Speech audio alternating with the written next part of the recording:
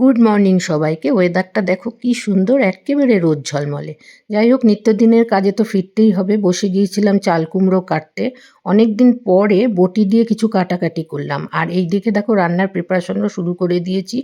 একদিকে মুসুর ডাল আর ভেন্ডি ভাজা, আর একদিকে তোমাদের সাথে কথা বলতে বলতে তো চাল কুমড়োটাও কাটা হয়ে গেল, আর আলু ফুলকপি দিয়ে রুই মাছের ঝোল। এই হবে আজকে রান্না। কারণ আজকে আমার বাড়িতে কোম্পানি গেস্ট আসবে। আমাদের একটা গার্ডেনের নিয়ম আছে, মাঝে মাঝে কোম্পানি গেস্ট আসলে আমাদের পালা পালা করে রাখতে হয়। এটাই আর কি গার্ডেনের রুল। যাই হোক, তাই গেস্ট আসলে সে পার্সোনাল হোক আর কোম্পানিরই গেস্ট হোক, ঘরটাকে তো একটু পরিষ্কার রাখতেই হবে। তাই জন্য আমার লিভিং রুমের যে সেন্টার টেবিলের রানার, সেটাও একটু চেঞ্জ করে দিলাম, আর ফ্লাওয়ার ভাসেরও একটু জলটা চেঞ্জ করে দিলাম।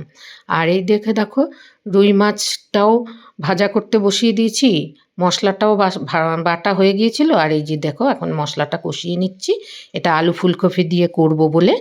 যাই হোক, আমি অনেক দিন পরে এই ফুলকপি আর আলু দিয়ে রুই মাছের ঝোল বানালাম। কারণ অনেক দিন পরেই দার্জিলিংয়ের ফুলকপিটা পেলাম আর কি। খেতেও যেমন স্বাদ ছিল না, আর কি বলবো, মানে পুরো ঝোলটার মধ্যেই একটা ফুলকপির খুব সুন্দর গন্ধ হয়েছিল।